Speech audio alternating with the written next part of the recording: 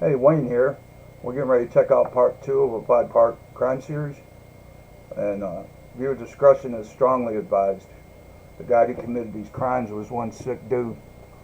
I'm going to get the other 3 series on here, other 3 programs on here as soon as possible, probably tomorrow sometime, later on today.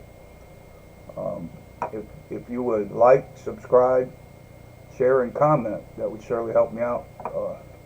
Let's grow this channel together. Thank you. Oh, I'm gonna click off of the camera so you guys can watch this with no interruptions, and let me know what you think about it in the comments.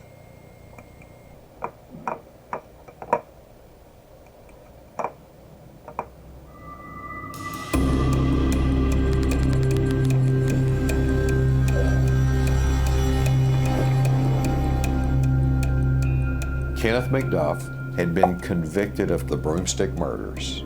A Dallas jury convicted McDuff of shooting the 2 boys in the head, repeatedly raping Louise Sullivan, and choking her to death with a broomstick. And he is sentenced to die in the Texas electric chair, which in those days was known as Old Sparky. But that's not going to happen. He's going to escape his death with the executioner because of events taking place more than 1,000 miles away in Washington, D.C. The most important dateline tonight is the Supreme Court. A sharply divided court today ruled 5-4 that the death penalty is illegal in the form in which it is generally used today. This will have an immediate effect on the lives of 600 men and women who have been awaiting execution in 31 states. And then in 1972, the U.S. Supreme Court struck down the death penalty in a decision called Furman versus Georgia. In Texas, that meant that everybody on death row, including Kenneth McDuff, who's awaiting his date with the electric chair, their sentences are commuted to life. And now they're eligible for parole. Now the chair probably will become a relic of the past. This is Don McClellan, WSB News. I'm sure when the Supreme Court issued Furman versus Georgia in 1972, it occurred to no one that these people who have been convicted of murder, who have been placed on death row, would one day get out. After getting off of death row, and now his sentence is life, Kenneth McDuff's eligible for parole. Well, he is denied parole 14 consecutive times. Finally, in October of 1989, 23 years after Kenneth McDuff has been sentenced to die in the electric chair for the broomstick murders, McDuff walks out of prison on parole, a free man, off of death row, out of the maximum security unit. Couldn't believe it. I said, how did he get out on parole? After the murders that he'd already committed, he beat the death penalty. Something's wrong here. A guy who murders 3 juveniles and rapes the 1 female, you know, I mean, that guy shouldn't be walking among us. We know what he had done in the 60s in Fort Worth, Texas, near that baseball field. He was known as the broomstick killer. And now, with McDuff out on the streets again, Melissa Northrup, the pregnant mother of 2 young children, has just vanished into the dead of night, abducted from the convenience store in Waco, a Quick Pack. Now, we don't have all the facts, but we're morally convinced we have most likely a serial killer on our hands. We must do something.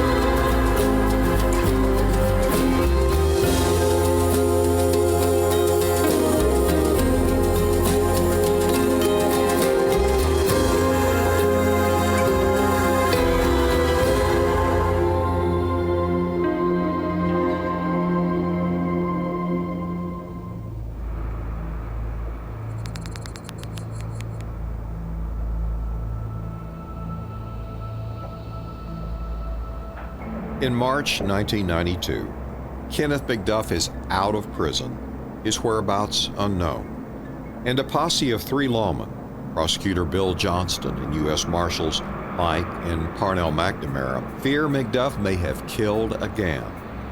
They are determined to find him. The boys from Waco, as I call them, are 3 guys who probably should have been born 100 years ago. They have that moral compass of uncompromising views of what is right and what is wrong. They hear Kenneth McDuff is on the loose, and we have a convenience store clerk who's missing. His car was found near the scene of the crime. Other people may or may not have been dragging their feet.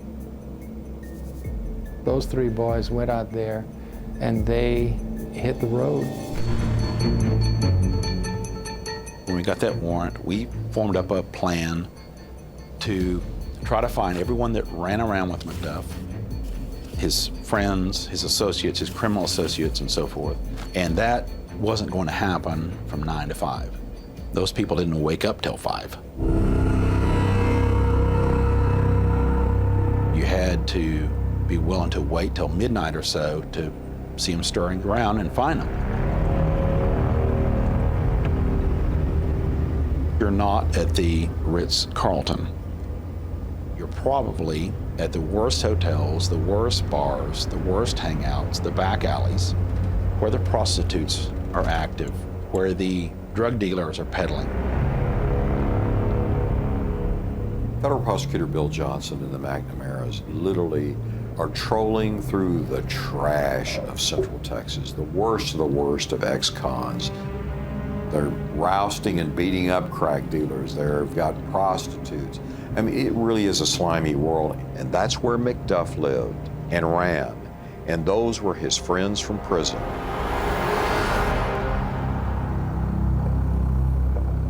Justification for my presence was we'd be interviewing witnesses which might help prove one or more crimes which could be federal offenses.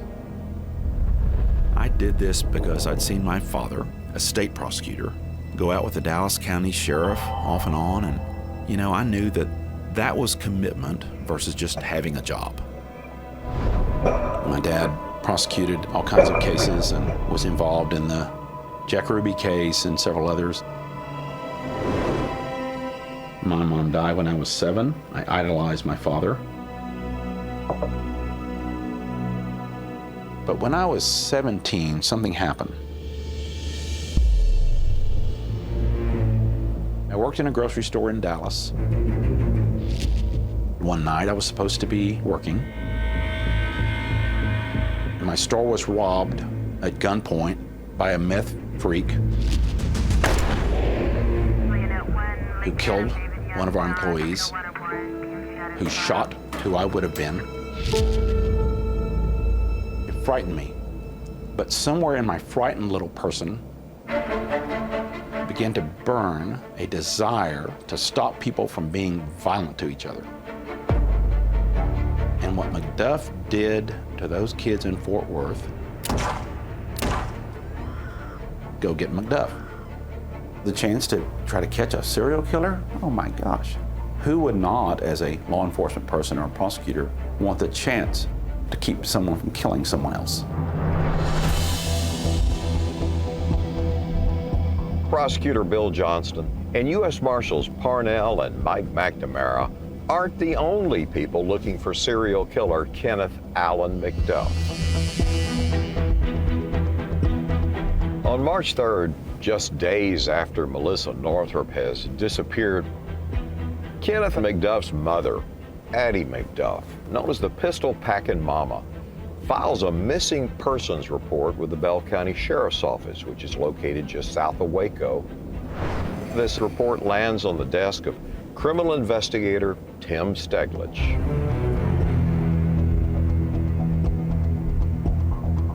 We received a missing person report on Kenneth Allen McDuff, and so I ran his criminal history and determined that he had been paroled on a 1966 triple murder. It's not uncommon for people that are on parole to take off and have someone report them as a missing person.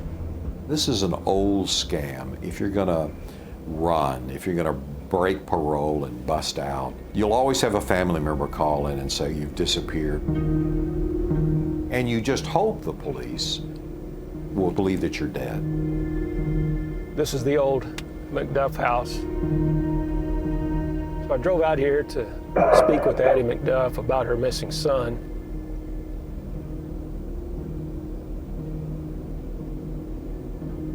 I started asking Miss McDuff some questions. Mr. McDuff was seated in the living room.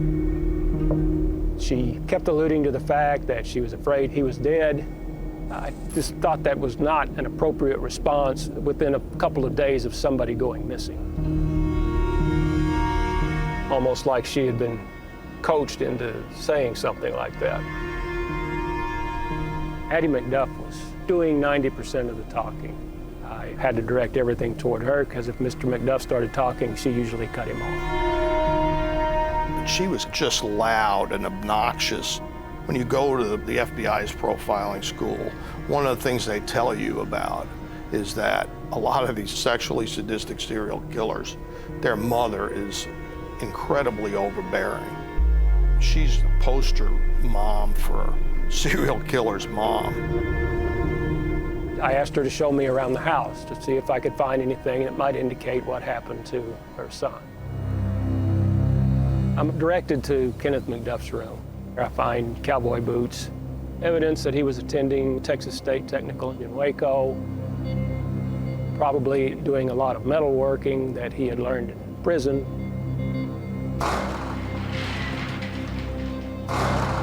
There was a red pickup in the garage. The pickup had a broken windshield on the right side, passenger side. And I'm being pretty guarded. Kenneth had a history of extreme violence. Making sure to keep my back to the wall and watch, although I was reasonably sure he wasn't there, she wouldn't have reported him missing in the first place. Kenneth McDuff had been charged with a triple murder in 1966. However, he paroled in 1989. When I see a history like that, then I know there may be more, and maybe a whole lot more, to the reason a person went missing.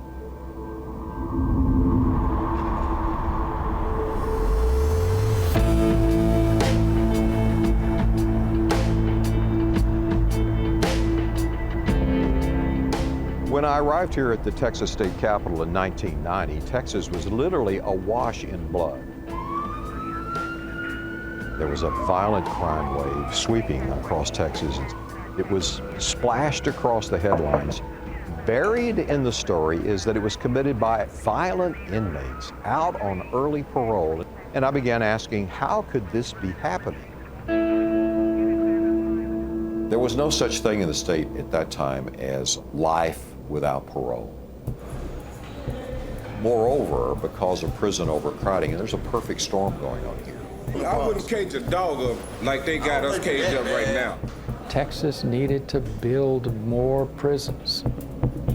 Not just a little bit more, a lot more.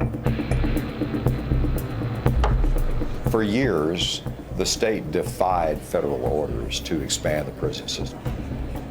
They didn't want to raise taxes. At the same time, those same members of the legislature are talking tough on crime.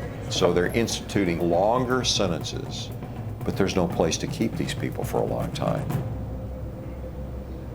I needed to start digging for answers. I arrived at the state capitol to cover the legislature, and it was in session to cover state government. But in the background, I'm starting to dig about what's going on there. They're in this sea of crime, violent crime taking place, and I don't think they pause to say what's behind this. Nobody seemed to be paying attention except Senator Ted Lyon. He was the chairman of the Criminal Justice Committee. One day, I'm summoned urgently to his office. He's shaking in anger. He has a list of more than 60 former death row inmates who've been released on parole, McDuff among them. But at the top of the list of his concerns is an inmate named Leonardo Lopez. Lopez and his accomplice had taken 5 deputies in Dallas hostage and killed 3 of them. Lyon was especially angry about it because before he went to law school and was elected to the Texas legislature, he'd been a patrol officer in a suburb of Dallas, and he had served warrants with one of the slain deputies. So this was personal. Fast forward, and I'm the chairman of the Senate Criminal Justice Committee, and I find out that they had just paroled Leonardo Lopez, who had been convicted of killing 3 officers, not just killing them in a gunfight, executing them, having them on their knees and shooting them. Couldn't believe it. I was so upset. I needed somebody that was an ally in the press to go and champion this. And he says to me, you know, here's the list, you have to do this story. The parole of police killer Leonardo Lopez outraged the Senate Criminal Justice Committee.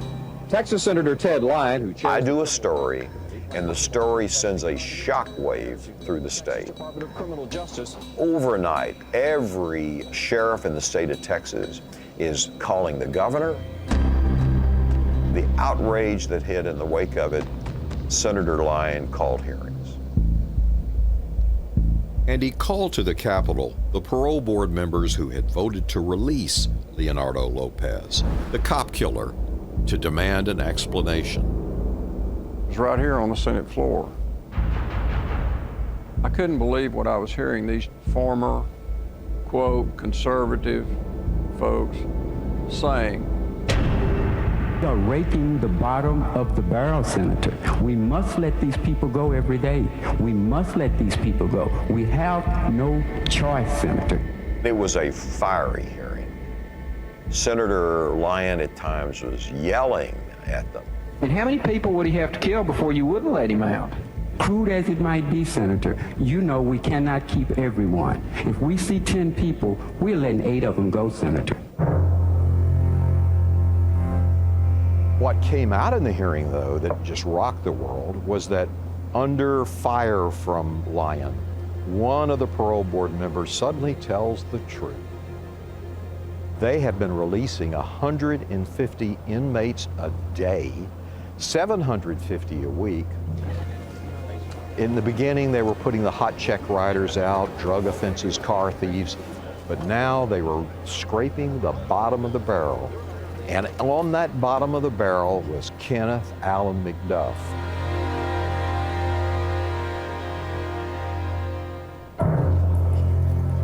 they can let out 100 people a day, which is what they were doing, but they don't have to let out murderers and rapists and people that kill police officers. Senator Lyon had James Granberry, the parole board chairman, testify. Granberry had been a Republican candidate for governor in the state of Texas. He was making all these decisions about criminal justice, who gets out of prison in Texas. Today we want to look at the specific... Senator Lyon grills Granberry, skewers him in this Senate hearing. Granberry defends it and he says, we don't have crystal balls. We were doing the best job we thought. They were model prisoners. He has no moral objection at all. He's hoping whatever's happened will go away. I thought, there is something wrong here. What else are they lying about? What else are they hiding from the public? So I started digging, sifting through the list. There's one person that stands out. Kenneth Allen McDuff. McDuff had committed 3 murders, and no one would ever imagine that he would get out on parole, yet that's exactly what happened. He was paroled in 1989. And the news came as a complete shock to the family of Robert Brand, one of the 3 teenagers that McDuff murdered 23 years earlier in 1966.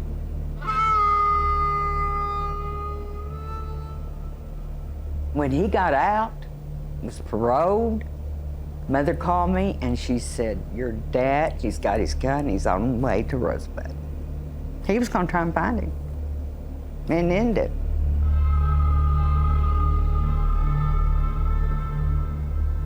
And I went all the way around McDuff's home down there, boy. I mean, I had plenty of guns, plenty of ammunition, and I had plenty of time to do it. I've never seen a living soul a long time I was down there. Sheriff Paplin, merciful man, he caught me and took all my guns away from me and sent me home. We didn't know he got out, but until he came to Rosebud.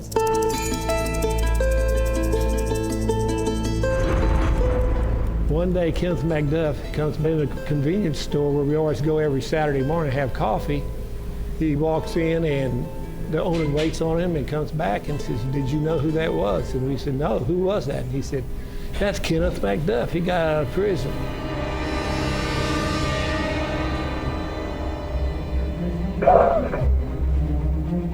My daughter was out running, practicing for a track meet. My wife ran out immediately and hollered at her and told her, get in the house, McDuff is loose, McDuff is loose.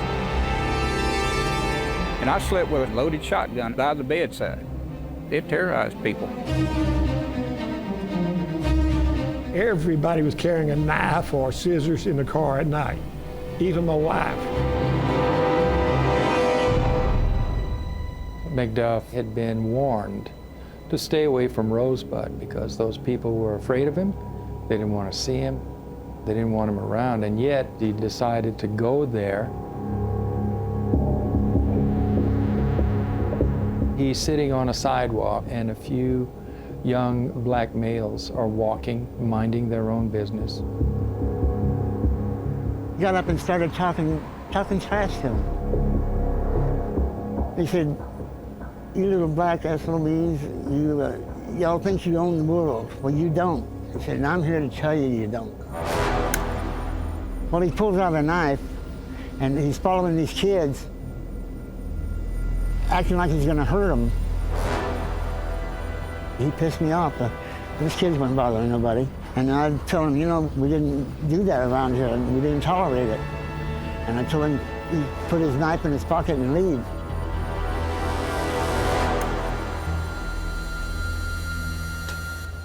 It's reported, he's arrested, his parole is revoked.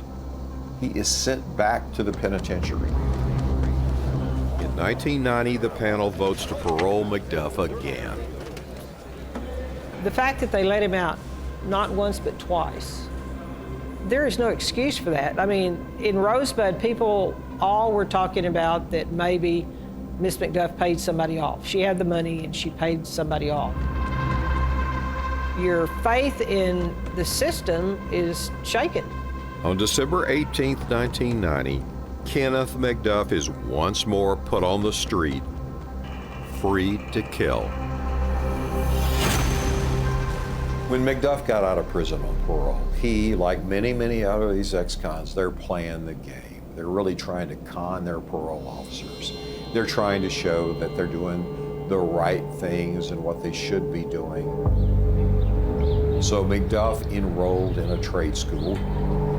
McDuff saw it as an opportunity to get a place to live, a place to go, an allowance, and access to young people that he can easily intimidate. McDuff had spent most of his life behind bars in prison in Texas, so that when he came out in his early 40s, he had the emotional maturity of when he had gone into the prison. It's arrested adolescence. It is incredible to believe this, but he actually made the dean's list on one of the semesters he attended. And his mama was very, very proud, and she talked about how he was devoted to becoming the mechanic he was supposed to be studying for. Then during that time period in May of 1991, he got a night job, the graveyard shift, at a convenience store called the Quick Pack. He's working beside a man who is married to Melissa Northrup, another convenience store clerk, who will disappear from her shift almost a year later. And she was really nice to him. I mean, she would even pack an extra sandwich. She would give him snacks or a sandwich or something like that. He brags about everything. He could rob any kind of convenience store he wanted to because he worked at one. He understood that there was no security at these places to speak of. There was one young lady in one of those quick packs, Melissa Northrup, a real good-looking young woman. He bragged that he could just take her anytime he wanted to. He was a natural predator. That was his way. He was on the hunt all the time. McDuff spends his evenings cruising the Interstate 35 corridor, looking for drug dealers to rob. He's always bragging about he's going to take down crack dealers, steal their drugs and money. He's also cruising a place in Waco called The Cut. It's just right off Interstate 35. It was an open-air drug market and an open-air sex market 24/7. And he came here looking for prostitutes that he could easily pick up. They were transient, nobody would miss them. They would get in a pickup truck with McDuff, and it was the last ride they would ever take.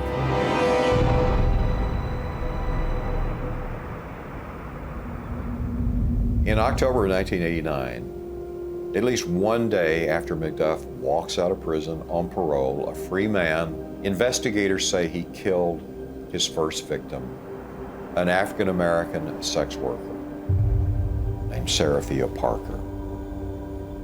From then on, up and down Interstate 35, bodies are going to start showing up.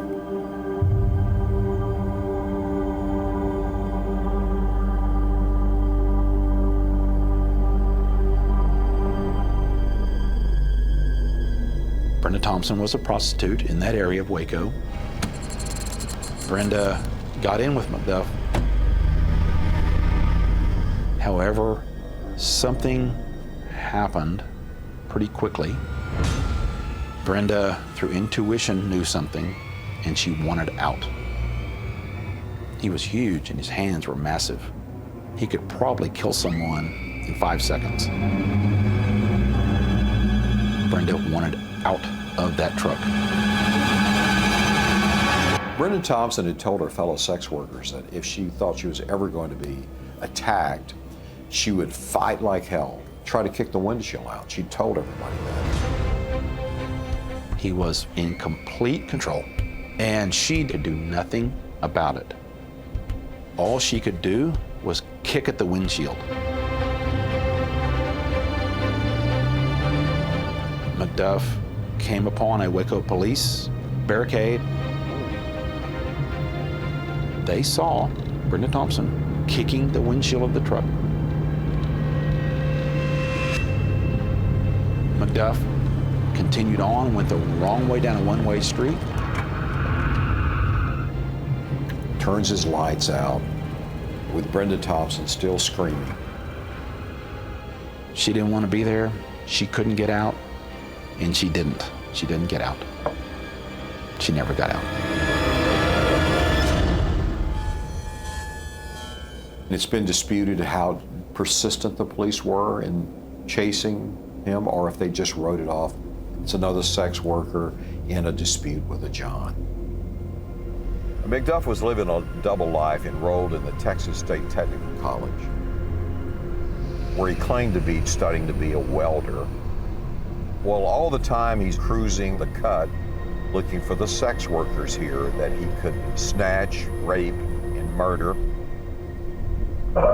They started looking at the number of women that were missing and that McDuff was possibly a part of. And it was a big number. It was a dozen or so that they could not account for.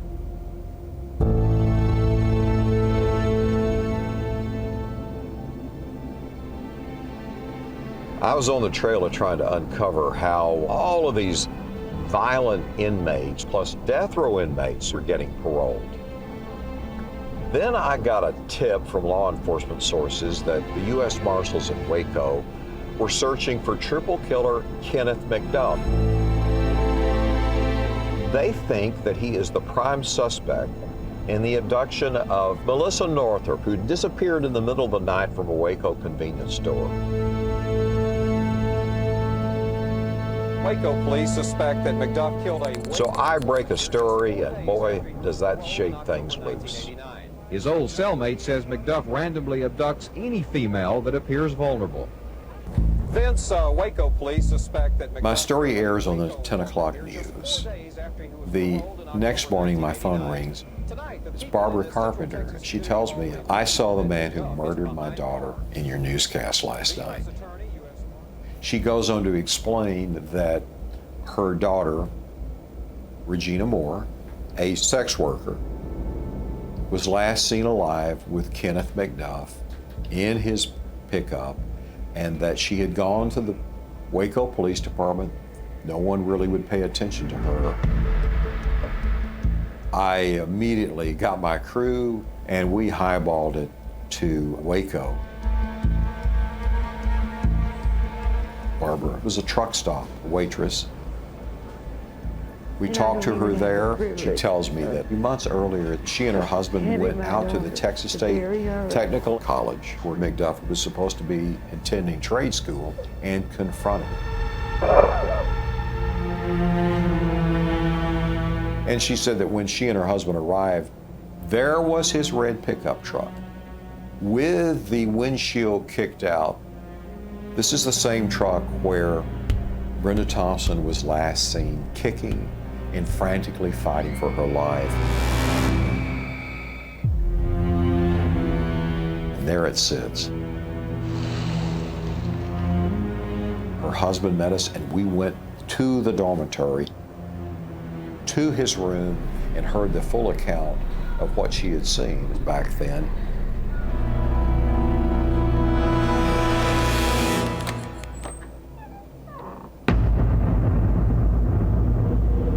They confront him about her daughter, Regina Moore, and tell him she was last seen with you. Threw his hands up in the air and started hollering, "Don't pin this on me, don't pin this on me." A demeanor came over him that frightened him. And when I saw him in that room, I knew he killed my daughter.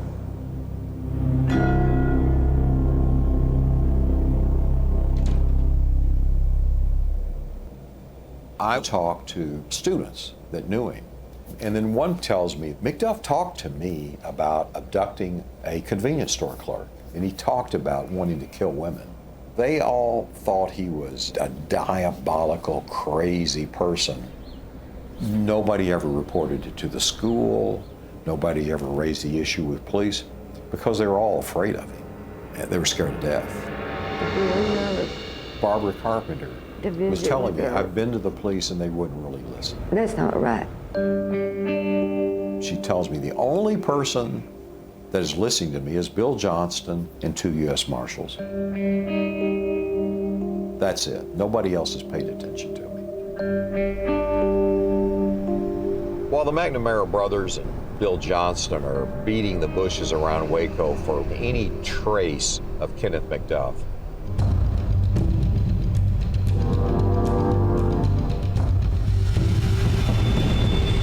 100 miles south down Interstate 35, in the Texas state capital of Austin, it's still reeling from 2 unsolved crimes of its own. The city of Austin was once a quaint college town.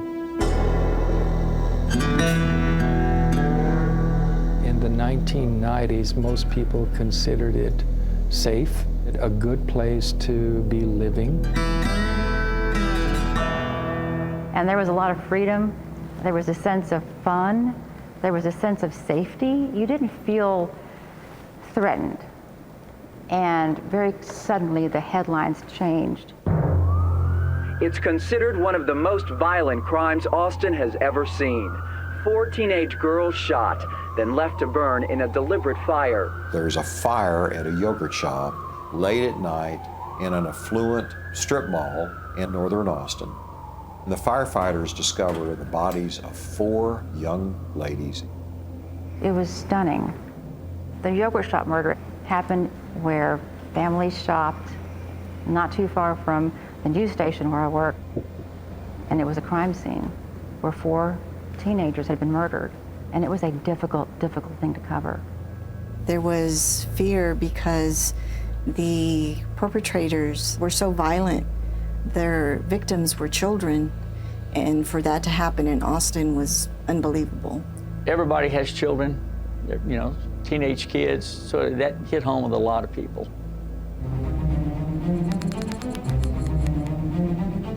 Then in late December, another incident occurs that was a shock to the community.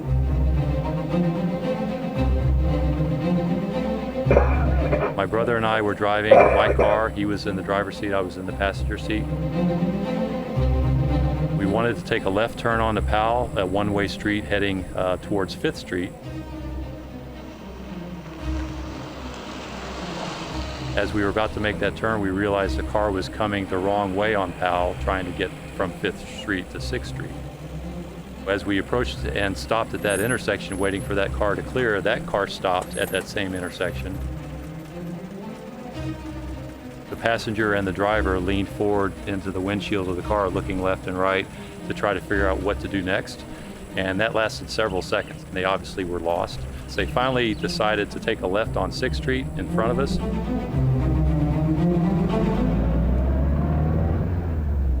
My brother and I arrived at our destination on Powell. Within a minute or two of us standing there on the porch, we heard a scream coming from somewhere around the car wash that was across Powell Street, just on 5th Street. We saw a car immediately pull out of the car wash and take a hesitant right turn, going the wrong way, going west instead of east on a one-way street east. So I knew immediately it was the same car we had run into before because they were driving as erratically and indecisively as the other car was. Call the police. There's been an abduction, it looks like. We all walked down at that point to the car wash waiting for the police, and we saw the car in the stall that was being freshly washed, abandoned with the door slightly ajar and no one else in sight. When I saw the fresh white suds sitting on the car, that's when I knew something really bad had happened.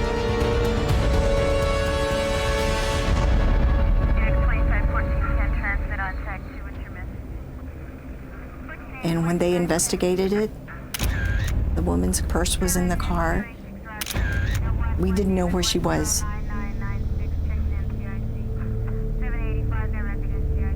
It was an abduction, a kidnapping. The victim was identified as 28-year-old Colleen Reed. I learned that Colleen was missing on Monday morning. I was working for the city of Austin at the time. Oliver, her boyfriend, fiance, called the office and he asked me, "Do you know where Colleen is?" And I laughed and said, "It's Monday morning, she's at work." He was the one who told me that something had happened and Colleen was missing. It was just so chilling because the things were so ordinary. The activity, what she was doing, everything about it was so ordinary. It could have been anyone that you know and love. When that information was released to the public that next day, it was another layer of panic for the citizens. What's going on in this city? All of a sudden, crime is going crazy and we don't know who's doing it, why they're doing it.